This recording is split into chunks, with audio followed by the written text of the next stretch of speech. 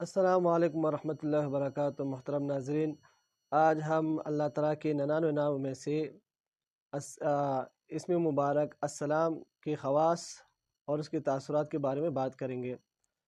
تو ان میں سے پہلے نمبر پر ہے جو ہمیشہ صبح کی نماز کے بعد 1000 بار اس اسم کو پڑھے گا اس کا علم زیادہ ہوگا، اس کے علم میں اضافہ ہوگا۔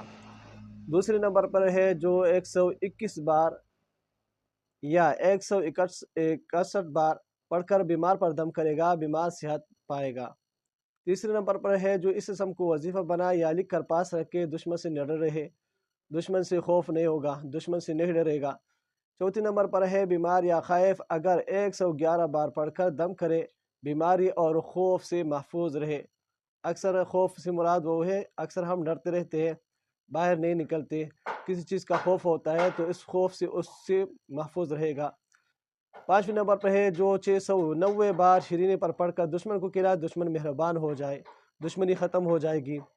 چھٹے نمبر پر ہے جو 121 بار یہ اسم اور سلام قولا من رب الرحیم کسی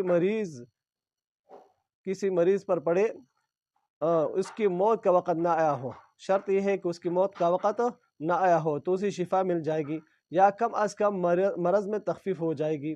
اگر اکثر ایسے مریض ہوتا ہے جو لاعلاج ہوتے ہیں تو انشاءاللہ اسے بھی شفا مل جائے گی، اگر موت کا وقت قریب نہ آیا ہو۔ ساتویں نمبر پر ہے اگر مریض کے پاس اس کے سرانے بیٹھ کر دونوں ہاتھ اٹھا کر یہ اسم 136 بار بلند آواز سے پڑھے کہ مریض سن لے، انشاءاللہ اس کو شفا ہوگی۔ اس اسم کو 136 بار بلند آواز سے پڑھے، اتنا بلندی سے پڑھے کہ وہ مریض جو سن سکے۔ آٹھویں نمبر پر ہے ہر فرض نماز کے بعد 15 مرتبہ اللہم یا سلام سلم پڑھنا ہر طرح کی سلامتی کے لیے مفید ہے، ہر طرح کی سلامتی کے لیے مفید ہے۔ 9ویں نمبر پر ہے جو کوئی کثرت سے اس اسم کو پڑھتا رہے گا انشاءاللہ تمام آفات سے محفوظ رہے گا، اور جو کوئی 115 مرتبہ یہ اسم پڑھ کر بیمار پر دم کرے گا اللہ تعالیٰ اس کو صحت و شفا عطا فرمائے گا۔